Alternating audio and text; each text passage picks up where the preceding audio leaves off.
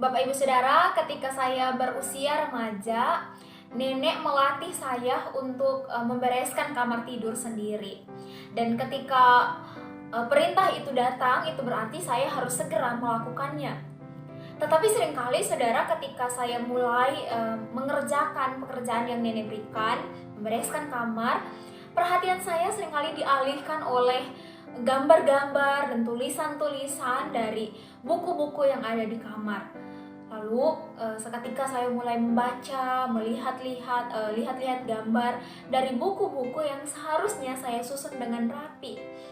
Tetapi di saat saya membaca, melihat-lihat gambar, teriakan dari nenek saya segera terdengar.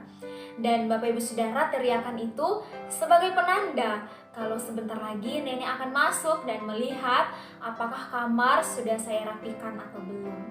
Dengan teriakan nenek itu pun seketika membuat saya segera membereskan tempat tidur, membereskan meja, semua yang kelihatan. Lalu saya mengambil barang-barang dan buku-buku yang sulit untuk saya rapikan, dan saya masukkan ke dalam lemari dengan kondisi yang berantakan. Lalu saya kunci lemarinya dengan harapan nenek tidak akan sampai membuka lemari dan melihat kondisi di dalam lemari yang berantakan. Nah, Bapak Ibu Saudara, ingatan tentang kenangan di masa remaja ini seketika membuat saya merenungkan satu hal, bahwa terkadang di dalam hidup sebagian orang, bahkan mungkin itu juga termasuk saya dan Bapak Ibu Saudara, kita begitu sibuk membersihkan, membereskan hal-hal yang ada di luar kita. Yang penting kita kelihatan baik-baik saja di depan orang, sementara di dalam hati kita ada ruang yang kita tutup dengan rapat. Kita berharap untuk orang lain tidak sampai masuk dan melihat kondisi ruangan itu atau lemari itu yang berantakan. Ruangan atau lemari itu adalah tempat kita menyimpan dosa-dosa kita. Tetapi Bapak Ibu Saudara, saya percaya bahwa setiap kita sadar bahwa mau sebaik apapun kita di depan orang, mau sesaleh apapun kita tetap tidak bisa menyembunyikan satu hal pun, sekecil apapun itu, di depan Allah yang Maha Tahu.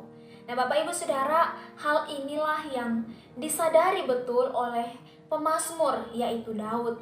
Di dalam Mazmur 139 ayat 23, di sana Daud dengan sadar dan sengaja dia berdoa kepada Tuhan. Dia berkata, "Selidikilah aku ya Allah, kenallah hatiku. Ujilah aku dan kenallah pikiran-pikiranku." Bapak Ibu Saudara, doa ini dengan sadar Daud ucapkan kepada Allah karena dia tahu bahwa Allah yang dia percaya adalah Allah yang Maha Tahu, Allah yang sanggup untuk menyelidiki hatinya, bahkan sampai di kedalaman, bahkan sampai di ruang-ruang atau lemari-lemari yang dia tutup dengan rapat agar tidak ada satu orang pun yang dapat melihat.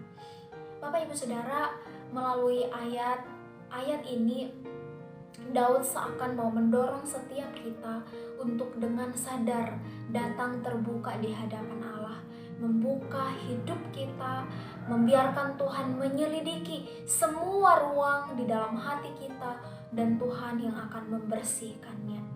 Bapak Ibu Saudara, kita memang rapuh, kita terbatas, kita tidak punya kekuatan apa-apa untuk melawan setiap godaan-godaan dosa yang datang setiap saat di dalam hidup kita. Tetapi kita percaya kita punya Allah yang Maha Tahu, Allah yang berkuasa juga, yang akan memampukan kita, menolong kita untuk hidup selaras dengan kehendak-Nya. Bapak Ibu Saudara, saya mau mengajak setiap kita untuk selama kita menjalani hari-hari hidup kita di tahun 2021 ini dan tahun-tahun setelahnya, mari kita belajar untuk setiap hari dengan sadar, dengan penuh kesengajaan kita datang terbuka di hadapan Tuhan, menyerahkan kerapuhan kita, menyerahkan keterbatasan kita, dan meminta Dia yang menyelidiki hati kita dan mengarahkan kita ke jalan yang benar ketika Dia mendapati jalan kita mulai serong dari kehendak-Nya. Biarlah Tuhan menolong kita untuk terus terbuka di hadapan Tuhan, Allah yang maha tahu itu, Allah yang berkuasa itu, tetapi Allah yang maha kasih, yang mengampuni dosa-dosa kita yang mau datang kepadanya. Biarlah Tuhan menolong kita. Amin. Tuhan Yesus memberkati.